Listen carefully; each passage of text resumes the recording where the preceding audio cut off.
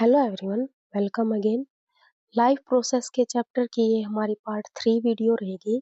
इसमें हम मेन जो हमारे 3 मार्क्स एंड 4 मार्क्स के क्वेश्चन हैं जो आपके प्रीवियस ईयर आए हुए हैं इम्पोर्टेंट, वो करेंगे। पहले हमने क्वेश्चन 9 तक कंप्लीट कर लिया था, अब हम 10 से शुरू करेंगे। तो चलिए हम शुरू करते हैं। देखिए आपका जो क्वेश्चन 10 है, आपसे क्या पूछा गया है, डिफरेंस बताना आपको आर्टरी एंड वेन्स के बीच में। जो हमारा हार्ट से जो ब्लड को लेके जाती हैं, फिर बॉडी से वापस ब्लड को लेके आती हैं, तो वो हमारी क्या होती हैं, आर्टरी एंड वेन्स होती हैं। तो उसमें दोनों में डिफरेंस पूछा हुआ है। देखिए जो हमारी आर्टरी होती है वो क्या लेके जाती हैं, blood from the heart to different parts of the body. कहाँ से लेके जाती है, मतलब वो ब्लड वेसल, जो आर्टरी होती है वो हमारी ब्लड वेसल होती है which carry blood from the heart. Heart से बॉडी तक लेके आती है, मतलब हार्ट से और पूरी बॉडी तक जो ब्लड लेके आती है वो होती है हमारी आर्टरी। जो वेन्स होती हैं वो क्या करती हैं, बॉडी से जो हमारा यूज किया हुआ ब्लड है जिसमें कार्बन डाइऑक्साइड मिक्स हो गई है, उसको कलेक्ट करती हैं और उसको कहाँ तक लेके जाती हैं, हार्ट तक लेके जाती हैं। तो दोनों में ये एक मेन डिफरेंस है कि ब्लड को हार्ट से पूरी बॉडी तक कौन लेके जाएगा, आर्टरी। ऐसे याद रखना, हार्ट आर्ट आर्ट दोनों सेम वर्ड है। तो हार्ट से डिफरेंट पार्ट तक कौन लेके जाती है, हमारी आर्टरी। लेकिन जो बॉडी से वापिस उस ब्लड को, यूज हुए ब्लड को हार्ट तक कौन पहुंचाती है, हमारी वेन्स पहुंचाती हैं।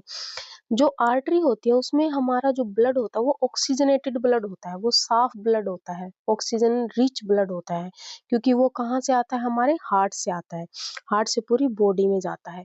लेकिन जब वो ब्लड हमारी बॉडी में यूज किया जाता है वापिस, वो किसको लेके आता है, उसमें जो वेस्टेज वगैरह है हमारी, साथ में कार्बन डाइऑक्साइड मिक्स हो जाती है, तो उस ब्लड को हम क्या बोलते हैं, डीऑक्सीजनेटेड ब्लड। फिर क्या है, जो हमारी आर्टरी है उसमें जो ब्लड मूव करता है वो प्रेशर के साथ मूव करता है। आपकी जो ब्लड को हार्ट से और पूरी बॉडी तक लेके जाती है जो आर्टरी है हमारी, उसमें जो ब्लड है वो एक प्रेशर के जरिए पूरी बॉडी में पहुंचता है। लेकिन जो वेन से वापिस हार्ट तक ब्लड आता है उसमें प्रेशर नहीं होता। तो आपसे ये भी पूछ सकते हैं कि प्रेशर जनरेट कहाँ होता है, तो आर्टरी में होता है।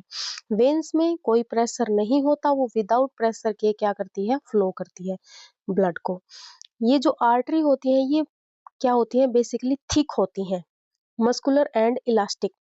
थोड़ी मोटी होती हैं, थिक होती हैं और इलास्टिक होती है, मतलब स्ट्रेचेबल होती हैं। जबकि जो वेन्स होती हैं वो पतली होती हैं और बहुत ज़्यादा इलास्टिक नहीं होती, बहुत ज़्यादा वो स्ट्रेच नहीं हो सकती, एक मतलब कभी फैल गई, सिकुड़ गई, ये वो कंप्रेस वगैरह नहीं कर सकती। ठीक है, तो ये डिफरेंसेस थे, आप याद कर लेना। 4-5 मार्क्स के 4 या 5 इसमें से आपसे जो पॉइंट्स है वो पूछ सकते हैं। अब देखिए जो नेक्स्ट क्वेश्चन है, क्वेश्चन 11, आपसे पूछा गया है कि जो मिनरल्स होते हैं, वाटर एंड मिनरल्स, वो कैसे ट्रांसपोर्ट होते हैं प्लांट्स के अंदर। जो हमारे प्लांट्स होते हैं, आपने टिश्यू वाले चैप्टर में पढ़ा था, जो जाइलम टिश्यू होता है हमारा, वो क्या करता है, वाटर एंड मिनरल्स को ट्रांसपोर्ट करता है प्लांट्स में। जैसे ये वाटर, ये जड़ें हैं पेड़ की, ठीक है, यहाँ से नीचे वाटर और मिनरल्स नीचे से ऊपर जाते हैं, रूट से पूरे प्लांट तक, ठीक है, यहाँ तक जाते हैं। तो कौन सा होता है वो टिश्यू, वो हमारा होता है जाइलम टिश्यू। जाइलम टिश्यू क्या करेगा, नीचे से रूट से वाटर एंड मिनरल्स को लेके जाएगा। जबकि जो फ्लोएम होता है वो क्या करता है, रूट में, इसमें टिप्स में, जो लीव्स में हमारा फूड बनता है उसको पूरे पार्ट्स में पहुंचाता है। तो जाइलम मेन क्या काम करता है, मिनरल एंड वाटर को ऊपर ट्रांसपोर्ट करता है। तो आपने इसको सारी डिफाइन करना है। इन जाइलम टिश्यू द ट्रैकियार्ड्स, उसमें क्या होते हैं, ट्रैकियार्ड्स होते हैं, एंड वेसल्स होते हैं, वेसल जो जिसमें जो मूवमेंट होती है वाटर एंड मिनरल की, एंड स्टेम होता है, मतलब जो आपका तना है, लीव्स आर इंटरकनेक्टेड होते हैं एक दूसरे से। वो क्या बनाते हैं, एक सिस्टम बनाते हैं। जैसे नीचे से जड़ों में से पानी लिया, फिर उनमें आपकी वेसल्स वगैरह में से गया, फिर वो पत्तियों में पहुंचा, तो ये पूरा एक क्या बन जाता है, सिस्टम बन जाता है, एक चैनल बन जाता है, जो सारे पार्ट्स तक इसको वाटर को एंड मिनरल्स को पहुंचाते हैं। रूट क्या करती है, एब्जॉर्ब करती है वाटर और मिनरल को, कहाँ से, सोइल में से, जहाँ सोइल से उसको वाटर एंड क्या मिलता है, जो हमारा मिनरल्स। फिर क्या है, this creates a different in the concentration of these ions between root and the soil. Root ने क्या किया, नीचे से पानी और मिनरल को ले लिया, इसकी वजह से जब एब्जॉर्ब कर लिया ऊपर की तरफ उसको पहुंचाया, तो वहां पर क्या होता है, एक कंसंट्रेशन का डिफरेंस क्रिएट हो जाता है कि अगल अलग अलग कंसंट्रेशन वहां पे हो जाती है। फिर उस वजह से क्या होता है, वाटर कहाँ मूव करेगा, upside. Water therefore moves into the root to eliminate this difference. Water कहाँ मूव करेगा, फिर रूट्स में। फिर इसकी वजह से मूवमेंट ऑफ वाटर क्या हो जाएगी, रूट्स में इनटू जाइलम में। रूट के जरिए फिर वो कहाँ जाएगा, जाइलम में।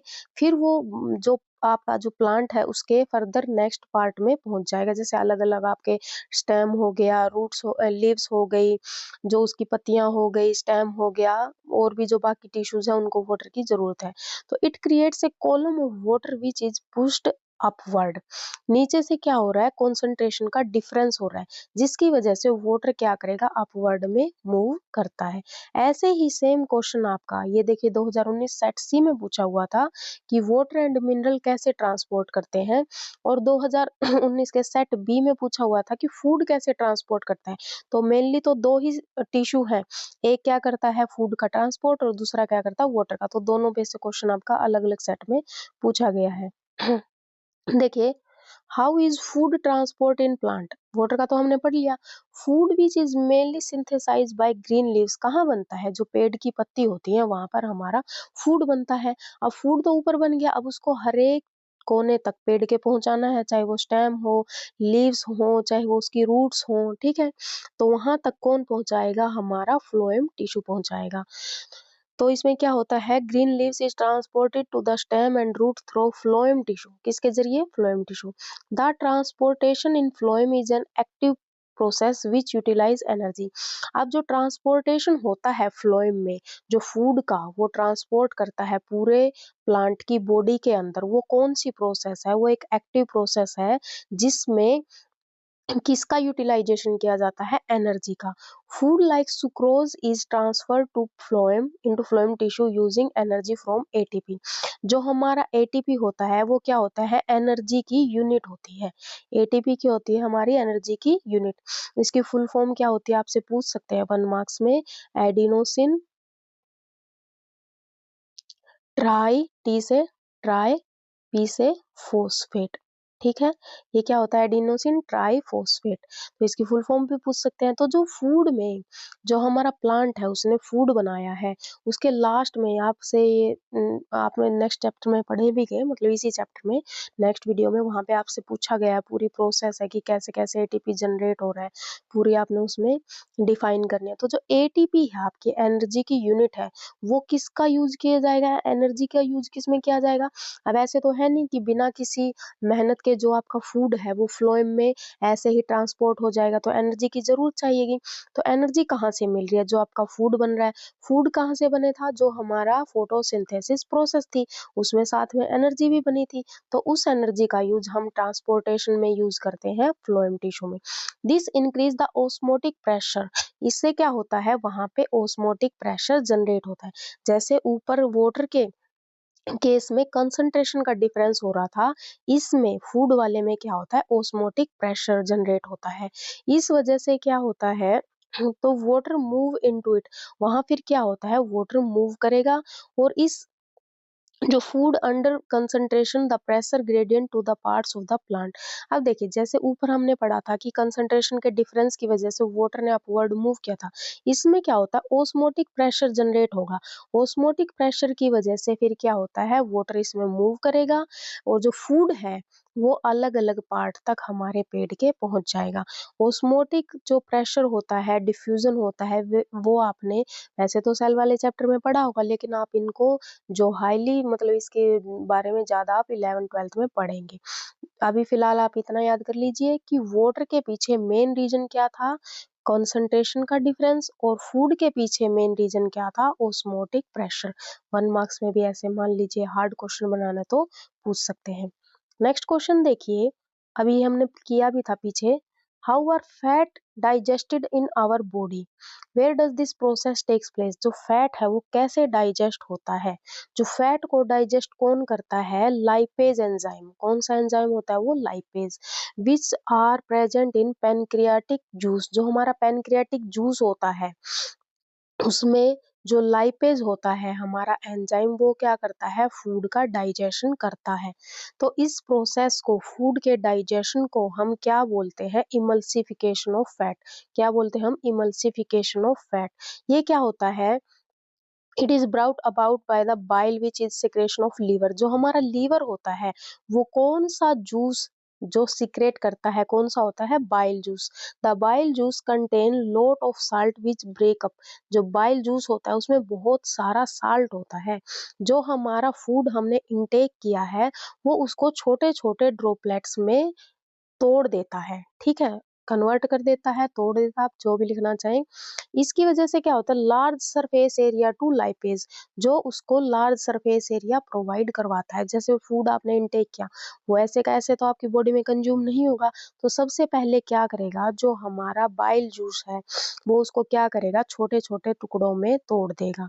अब इस इमल्सिफिकेशन प्रोसेस में नेक्स्ट स्टेप देखिए, जैसे जो आपका इमल्सिफाइड, पहले ये इमल्सिफाइड हो गया, अब इमल्सिफाइड जो फैट है उसको लाइपेज क्या करेगा, फैटी एसिड में, ग्लिसरॉल में और मोनोग्लिसराइड में तोड़ देता है। फिर जो हमारा इंटेस्टाइन में सीक्रेशन होता है लाइपेज का, हाइड्रोलाइज मोनोग्लिसराइड, वो क्या करता है इंटेस्टाइन में, फिर इसका क्या किया जाता है, जो हमारा मोनोग्लिसराइड था फिर लाइपेज उसको क्या करता है, फैटी एसिड प्लस ग्लिसरॉल में तोड़ देता है। दो जगह पे होता है ये, ठीक है, एक जैसे आपका पहले इमल्सिफाइड जो फैट था उसको जो लाइपेज ने किस में कन्वर्ट कर दिया, fatty acid plus glycerol plus monoglyceride में। फिर इस मोनोग्लिसराइड को दोबारा से लाइपेज फिर इससे एक्ट करता है, फिर इसको किस में तोड़ता है, फैटी एसिड प्लस ग्लिसरॉल में। अब देखिए, हाँ, ये सेकंड स्टेप इसका रह गया है। तो डाइजेशन होता है, fat take place in the small intestine only. आपसे ये क्वेश्चन पूछ सकते हैं कि जो आपका फूड है, आपने फूड इनटेक किया है, उसका कंप्लीट डाइजेशन कहाँ होता है, या फिर उसका 100% डाइजेशन ऐसे पूछ सकते हैं। तो हमारे फूड का 100% डाइजेशन कह दें, कंप्लीट कह दें, या फिर नॉर्मल डाइजेशन पूछे तो हमारा सिर्फ और सिर्फ स्मॉल इंटेस्टाइन में हमारा फूड का डाइजेशन होता है। अब नेक्स्ट क्वेश्चन देखिए, आपसे aerobic respiration and anaerobic respiration में डिफरेंस पूछा गया है। तो एरोबिक क्या होती है, जिसमें हम ऑक्सीजन का यूज करते हैं, और एनारोबिक क्या होते हैं, जिसमें ऑक्सीजन का यूज नहीं होता। इसमें हम क्या करते हैं, ऑक्सीजन यूज करते हैं ऑक्सीडेशन ऑफ ग्लूकोज के लिए, इसमें ऑक्सीजन का यूज नहीं होता। एरोबिक रेस्पिरेशन में 38 ATP of energy are released on oxidation of 1 molecule of glucose. जब आप 1 मोल ऑफ ग्लूकोज को क्या करते हो, ऑक्सीडाइज्ड करते हो, ऑक्सीडेशन रिएक्शन करवाते हो, तो वहां पर 38 एटीपी जनरेट होते हैं एनर्जी की, मतलब एनर्जी की करेंसी है ये। जैसे आप मास को, रुपया को, जैसे डॉलर वगैरह जो में भी आप लिखते हो, मास को किलोग्राम में लिखते हो, वेट को किलोग्राम में लिखते हो, तो ऐसे ही एनर्जी की यूनिट होती है एटीपी। तो यहाँ पर जब आप एक ग्लूकोज से कितने मिलेंगे, 38 एटीपी मिलेंगे एनर्जी। लेकिन एनारोबिक में सिर्फ और सिर्फ 2 एटीपी मिलते हैं जब आप 1 मोल ऑफ ग्लूकोज को सिंथेसाइज करते हो, ऑक्सीडाइज्ड करवाते हो। फिर क्या है, जो एरोबिक रेस्पिरेशन है इसमें सबसे पहले फर्स्ट स्टेप क्या होता है, साइटोप्लाज्म में होता है ये हमारा। लेकिन ये ज़्यादातर जो फर्स्ट स्टेप तो है हमारा साइटोप्लाज्म में हो जाएगा, लेकिन इसकी ज़्यादातर जो हाफ पार्ट या ज़्यादा से ज़्यादा पार्ट इसका कहाँ अकर होता है, हमारा माइटोकॉन्ड्रिया के अंदर। पहला स्टेप कहाँ होगा, साइटोप्लाज्म में, बाकी की जो प्रोसेस है वो हमारी माइटोकॉन्ड्रिया के अंदर होती है। लेकिन जो एनारोबिक रेस्पिरेशन है वो सिर्फ और सिर्फ हमारा साइटोप्लाज्म में होता है। फिर देखिए, the end product are CO2, water and energy. जो एरोबिक रेस्पिरेशन होती है, जो आपने कंप्लीट हमने पीछे वाली वीडियो में भी किया था, उसमें जो हमारे प्रोडक्ट होते हैं वो किसमें क्या-क्या मिलता है हमारा carbon dioxide, water and energy. लेकिन जो एनारोबिक है इसमें सिर्फ हमें क्या मिलेगा, कार्बन डाइऑक्साइड के साथ इथेनॉल मिलेगा या फिर लैक्टिक एसिड में, और एनर्जी यहाँ पे बहुत कम मात्रा में रिलीज होती है। हमने पढ़ा था कि जैसे एक्सरसाइज करते टाइम या एब्सेंस ऑफ ऑक्सीजन है या फिर लिटिल अमाउंट ऑफ ऑक्सीजन है, तो हम क्या करते हैं, हमारी बॉडी में क्या हो जाता है, लैक्टिक एसिड जमा हो जाता है। तो ये वही है एनारोबिक रेस्पिरेशन। नेक्स्ट क्वेश्चन देखिए, अब हमसे पूछा गया है कि डबल सर्कुलेशन क्या है ह्यूमन बीइंग के अंदर। Describe double circulation in human being, why is it necessary. भाई जो डबल सर्कुलेशन क्या होती है, देखिए आप सबको पता है हमारे हार्ट से ऑक्सीजनेटेड ब्लड जाता है पूरी बॉडी के अंदर, फिर उस ऑक्सीजनेटेड ब्लड को हमारे अलग अलग पार्ट ऑफ बॉडी में एब्जॉर्ब कर लिया जाता है, ऑक्सीजन भी एब्जॉर्ब हो जाती है और फिर उसमें से वेस्ट प्रोडक्ट जो है उसमें डाल दिया जाता है, जो सेल का होता है, बॉडी का होता है, प्लस जो हमारा कार्बन डाइऑक्साइड है वो फिर से उसमें अटैच हो जाती है, वो कहलाती है हमारी डीऑक्सीजनेटेड ब्लड। और जो हमारा प्योर ब्लड था जिसके साथ ऑक्सीजन थी, वो होती है हमारी ऑक्सीजनेटेड ब्लड। तो एक बार तो ये हमारा ऑक्सीजनेटेड ब्लड आया, दूसरी बार फिर हमारा ये क्या हुआ, यहाँ से डीऑक्सीजनेटेड ब्लड गया, अब ये फिर यहाँ से जाता है लंग्स में, फिर ये साफ होकर यहाँ आता है। तो हमारा जो हार्ट के अंदर है, ये 2 बार सर्कुलेट हो रहा है। एक बार ये साफ था, यहाँ पे गया, फिर ये गंदा होके आया, फिर यहाँ लंग्स में साफ हुआ, फिर से हमारे हार्ट में आया। तो इस 2 बार के सर्कल बनने को क्या कहते हैं, डबल सर्कुलेशन। अब देखिए हम इसको वर्डिंग में भी समझ लेते हैं। देखिए जो क्या होता है, डीऑक्सीजनेटेड ब्लड होता है जिसमें ऑक्सीजन नहीं होती, कार्बन डाइऑक्साइड होती है, is collect into the right atrium. जो हमारा क्या होता है, राइट एट्रियम में वो कलेक्ट हो जाता है। थोड़ा इसको जूम कर लेते हैं। देखिए जो डीऑक्सीजनेटेड ब्लड है वो कलेक्ट हो जाता है into the right atrium by inferior and superior vena cava. जो वेना केवा होती हैं, अभी हमने पढ़ा था वेन्स वगैरह क्या लेके आती हैं, डीऑक्सीजनेटेड ब्लड लेके आती हैं। तो हमारा कहाँ कलेक्ट होता है, वो राइट एट्रियम में। फिर then it pass down to right ventricle. पहले जो डीऑक्सीजनेटेड ब्लड है वो कहाँ आएगा, राइट एट्रियम में, फिर वो कहाँ जाएगा, राइट वेंट्रिकल में। फिर when the right ventricle contract, अब राइट वेंट्रिकल क्या करेगा, कॉन्ट्रैक्ट करेगा, तो it goes to the lungs, अब वो कहाँ पहुंच जाएगा, लंग्स में। जो डीऑक्सीजनेटेड ब्लड है पहले आया राइट एट्रियम में, फिर गया राइट जो वेंट्रिकल में, फिर उसके बाद वो गया राइट वेंट्रिकल ने कॉन्ट्रैक्ट किया और वो कहाँ पर पहुंच गया, लंग्स में। अब क्या हुआ, लंग्स में वो साफ हो गया, डीऑक्सीजनेटेड था, कार्बन डाइऑक्साइड वहां से निकाल ली, हमने एक्सहेल करके कार्बन डाइऑक्साइड को बाहर छोड़ दिया, हमने सांस लिया, फिर से ऑक्सीजन वहां पर ब्लड के साथ कनेक्ट हो गई और ऑक्सीजनेटेड ब्लड हो गया। वो फिर लंग्स से कहाँ जाता है, लेफ्ट एट्रियम में। अब वो फिर से हार्ट में आ रहा है तो सबसे पहले कहाँ आएगा, लेफ्ट एट्रियम में, फिर वो कहाँ जाएगा, लेफ्ट वेंट्रिकल। दोनों में सेम है, डीऑक्सीजनेटेड पहले राइट एट्रियम में, फिर राइट वेंट्रिकल, और जो ऑक्सीजनेटेड आता है वो भी पहले लेफ्ट एट्रियम में ही आ रहा है पहले, फिर लेफ्ट वेंट्रिकल में जाएगा। ऑक्सीजनेटेड जो ब्लड है, oxygenated blood from the left ventricle is supplied, फिर वो लेफ्ट वेंट्रिकल से सप्लाई हो जाएगा पूरी बॉडी में। सेम है दोनों के दोनों, आपने ये प्रोसेस याद रखनी है। ऐसे भी पूछ सकते हैं डबल सर्कुलेशन से, और ये भी पूछ सकते हैं वर्किंग ऑफ हार्ट बताइए। फिर ये पूरी बॉडी में मूव करेगा आपका। तो the same blood pass through the heart twice, जो सेम ब्लड था, एक बार गंदा होके एक बार साफ होके, तो दोनों बार 2 बार वो हार्ट में से पास हुआ है, एक बार ऑक्सीजनेटेड की फॉर्म में, एक बार डीऑक्सीजनेटेड की फॉर्म में। तो ये डबल सर्कल हो गया, तो इस प्रोसेस को हम क्या बोलेंगे, डबल सर्कुलेशन बोलेंगे। ऐसे ही जो इम्पोर्टेंस क्या है हमारी हार्ट की, हार्ट के अंदर 4 चैम्बर है, ये आपने पढ़ा होगा। इसमें only oxygenated blood is supplied to all parts of the body, it help in getting sufficient supply of oxygen. ये क्यों होता है बार बार साफ, ताकि हम ज्यादा से ज्यादा ऑक्सीजन को इनहेल कर सके, इनटेक कर सके बॉडी के अंदर। नेक्स्ट देखिए आपसे क्या पूछा हुआ है, जो स्टोमेटा है, स्टोमेटा का डायग्राम आप बना के जाना, 2023 में पूछा हुआ है। ये क्या होती है, हमारी गार्ड सेल होती हैं, ये स्टोमेटा के पोर हैं एंड ये हमारा क्लोरोप्लास्ट है। सिंपल सा डायग्राम है, इसकी वर्किंग भी पूछ सकते हैं, नेक्स्ट क्वेश्चन में ही पूछा हुआ है 2017 में भी, 23 में भी। जो हमारा स्टोमेटा होता है, और इसको बड़ा कर लेते हैं।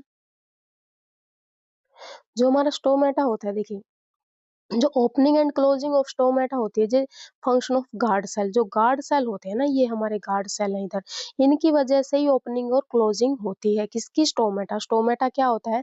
लीव्स के अंदर जो छोटा सा एक होल होता है उसको बोलते हैं स्टोमेटा।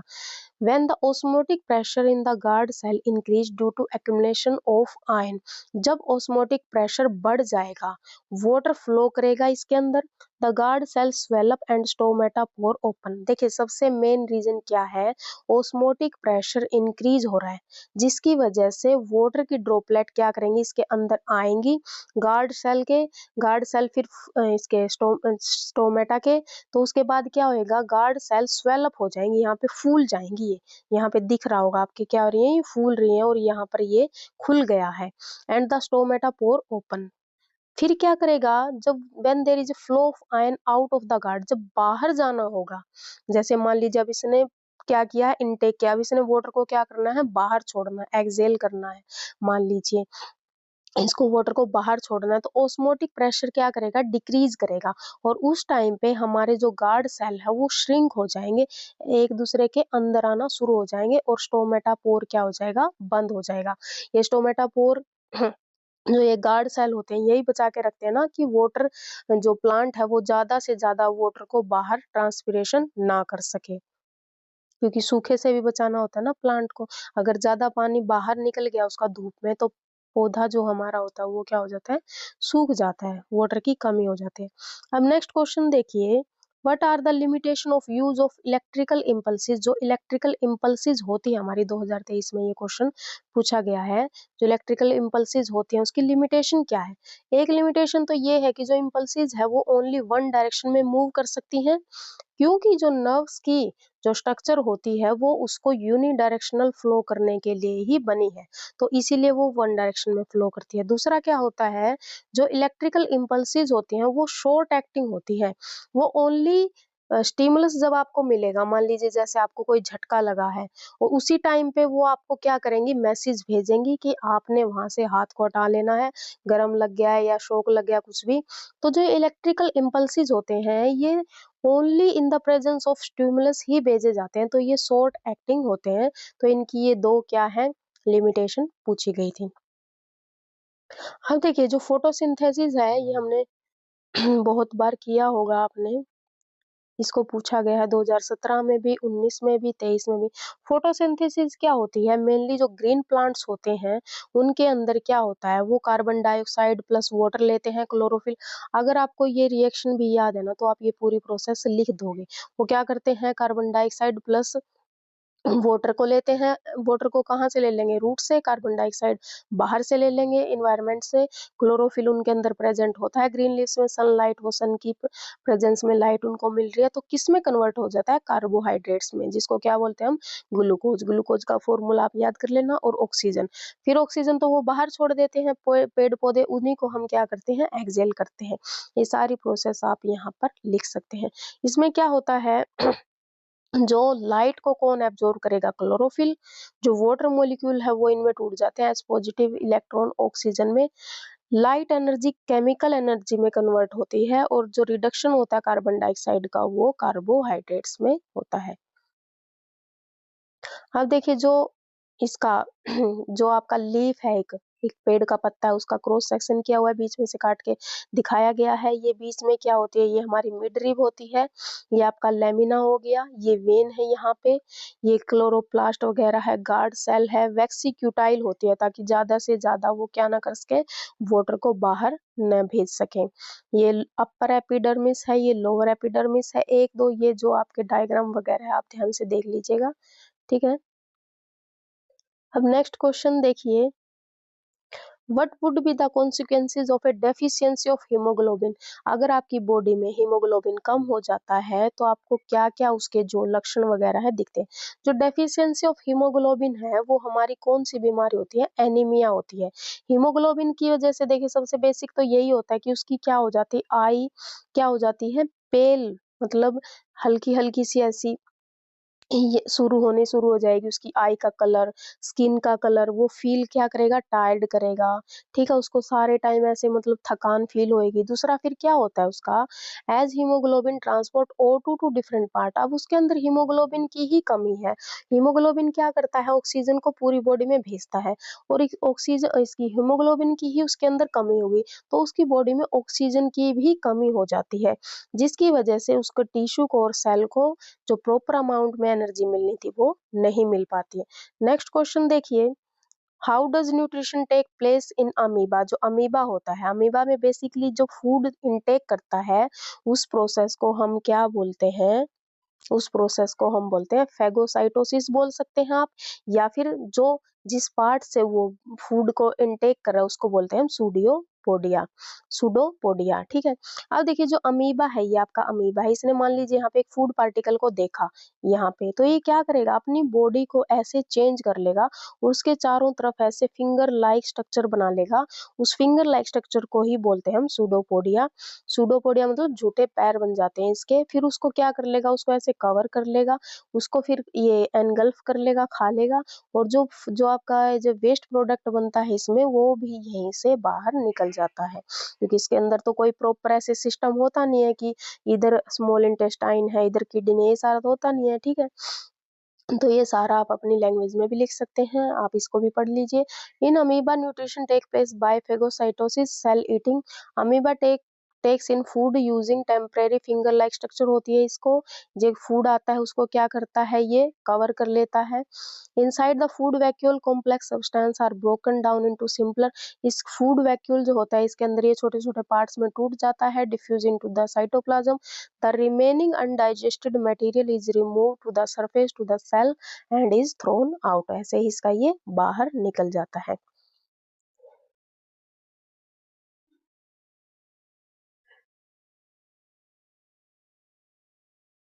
अब जो नेक्स्ट क्वेश्चन है, देखिए जो रेस्पिरेशन होती है ह्यूमन बींग्स के अंदर जो सांस लेते हैं उसको क्या करना है, आपने डिस्क्राइब करना है। 2023 में क्वेश्चन आपसे पूछा गया है। देखिए जो रेस्पिरेशन होती है, ऑल जो ऑर्गेनिज्म है जैसे प्रोटिस्टा है, एल्गी है, फंगस है, प्लांट है, एनिमल है, मैंस है, सारे के अंदर इन्होंने सेम बताई हुई है प्रोसेस, ठीक है। इसमें मेनली दो होती हैं, ग्लाइकोलिसिस एंड क्रेब्स साइकिल। फिर आप जो +1 में है क्रैब साइकिल, इनको बायो को ज़्यादा डिटेल में पढ़ते हैं, अभी के लिए आपको सिर्फ रिएक्शन ही याद करनी है। ग्लाइकोलिसिस जो आपने रेस्पिरेशन करते हो उसमें क्या होता है, जो ग्लूकोज होती है वो किसमें कन्वर्ट हो जाती है, पाइरूवेट में, in cytoplasm of the cell. Cytoplasm जो होता है सेल के अंदर उसमें ग्लूकोज किसमें कन्वर्ट हो जाती है, पाइरूवेट में। This process does not require O2, इसमें ऑक्सीजन की जरूरत नहीं होती। जो हर एक ग्लूकोज है आपका, each glucose molecule is broken into 2 pyruvate, वो किसमें चेंज हो जाता है, 2 पाइरूवेट में। ग्लूकोज किस में कन्वर्ट हो गया, पाइरूवेट में। अब फिर क्या होता है, जो पाइरूवेट आपका बना है वो फिर क्रेब साइकिल के लिए जाता है, वो किस में होती है, वो प्रोसेस हमारी माइटोकॉन्ड्रिया में होती है। वो किस किस में होते हैं, अभी हमने पढ़ा था ना, जो एरोबिक रेस्पिरेशन हम करते हैं पहले वो किस में होते हैं, साइटोप्लाज्म में। साइटोप्लाज्म के बाद फिर वो माइटोकॉन्ड्रिया में मूव करती है, तो ये वही है। माइटोकॉन्ड्रिया में फिर क्या होता है, जो हमारा पाइरूवेट है वो कंप्लीटली ऑक्सीडाइज्ड होता है, carbon dioxide and water and lot of energy is release. This energy is utilise for synthesise of ATP, फिर वो इससे क्या बनती है, हमारी एटीपी बनती है, 38 एटीपी। हमने एरोबिक और एनारोबिक में ये डिफरेंस पढ़े थे। जो हमारा ग्लूकोज है वो किस में कन्वर्ट हो गया, हमारा carbon dioxide plus water plus energy में। फिर ग्लूकोज जो हमारा बना है वो साइटोप्लाज्म में पाइरूवेट में प्लस एनर्जी में, फिर दोबारा उस पाइरूवेट को माइटोकॉन्ड्रिया में किस में, carbon dioxide plus water plus energy, वो एनर्जी किस में हो जाती है, फिर हमारी एटीपी सिंथेसाइज में काम आते हैं। तो ये प्रोसेस थी। अब ये फिर से वही है, जो रेस्पिरेशन है ह्यूमन बींग्स में उसको डिफाइन करते हैं, जैसे हमारा कैसे-कैसे इसमें क्या-क्या होता है रेस्पिरेशन सिस्टम में, जैसे नेज़ल हो गया, नोस्ट्रिल हो गया, कैविटी, ट्रैकिया, ब्रोंकाई, इसको हम डिटेल में पढ़ेंगे। नेक्स्ट क्वेश्चन सेम ऐसा ही है। देखिए, जो describe the process of breathing in human, human में ब्रीदिंग होती है, जैसे हम जो एयर को टेकन करते हैं नोस्ट्रिल से लेते हैं, हम नाक के छेद होते हैं ये, it filter and motion there, वहां पे क्या करता है ये, उसको मॉइस्चराइज करता है, फिल्टर करता है, धूल मिट्टी है तो उसको बाहर छोड़ देता है एयर को, एयर में से। फिर जो, एक सेकंड रुकिए, इसको थोड़ा जूम कर लेते हैं। फिर जो हमारी एयर है वो कहाँ जाती है, नेजल कैविटी में एंड ट्रैकिया में। जो ट्रैकिया है इज सपोर्टेड बाय कार्टिलोगिनस रिंग्स, जो रिंग्स होती हैं ये उसके अंदर से फिर मूव करती है। Within the lungs this passage divide into bronchi, फिर ये कहाँ जाती है, हमारी ब्रोंकियाई के पास जाती है। फिर ये डिवाइड एंड रीडिवाइड होती है बलून लाइक, जो हमारी एल्वोली है उसमें जाती है। उसमें दो टाइप जो आपकी मेन है, दो पार्ट होते हैं, आप एक का एक क्या होता है इनहेलेशन, दूसरा क्या होता है एक्सहेलेशन। इनहेल में हम क्या करते हैं, ब्रीद इन करते हैं, हम एयर को इनटेक करते हैं, अंदर लेते हैं। We lift our ribs and flatten our diaphragm, हमारे डायफ्राम क्या हो जाता है उस टाइम पे, फ्लैटन हो जाता है और हमारी रिब्स जो होती हैं वो लिफ्ट हो जाती हैं। As a result chest cavity become larger, chest cavity क्या हो जाती है, जब आप सांस लेते हो तो इनहेल करने के टाइम पे फूल के बढ़ जाती है, लार्ज हो जाती है। Due to this air is sucked into the lungs में फिर क्या हो जाती है, एयर सक हो जाती है और वो हमारी एल्वोली तक एक्सपैंड हो जाती है। Where exchange of gases take place, alveoli में हमारा क्या होता है, एक्सचेंज ऑफ गैसेज होता है। फिर क्या होती है, CO2 from the blood diffuse into the cavity to the lungs, हमारा जो ब्लड में जो CO2 घुल के आई थी फिर वो क्या हो जाती है, डिफ्यूज हो जाती है। And O2 diffuse into the blood, alveoli में क्या होता है, गैसेस का एक्सचेंज होता है।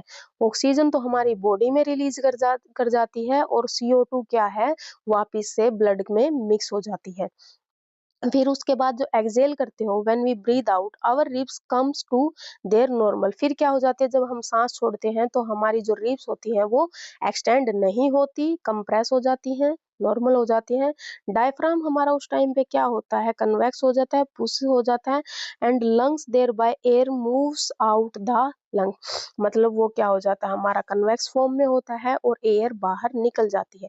During normal breathing cycle some air always remain into the lungs, जो आपका नॉर्मल ब्रीदिंग साइकिल है थोड़ी बहुत एयर फिर भी हमारी रेजिडुअल वॉल्यूम के टाइम पे हमारी लंग्स में रह जाती है। वो क्या करती है, it provide sufficient time for oxygen to absorb, वो ऑक्सीजन को एब्जॉर्ब होने के लिए सफिशिएंट टाइम की हमारी क्या करवाती है, प्रोवाइड करवाती है। अब नेक्स्ट क्वेश्चन हम करेंगे नेक्स्ट वीडियो में, तब तक के लिए आप पढ़ते रहिए। अगर कोई आपको डाउट हो तो आप कमेंट बॉक्स में पूछ सकते हैं। इसके सारे जो PDF नोट्स हैं आपको टेलीग्राम चैनल पे मिलेंगे, वो आप वहां से चेकआउट कर सकते हैं। कमेंट बॉक्स में या फिर डिस्क्रिप्शन बॉक्स में टेलीग्राम चैनल का लिंक मिल जाएगा। तब तब तक के लिए मिलेंगे नेक्स्ट वीडियो में। Thank you so much.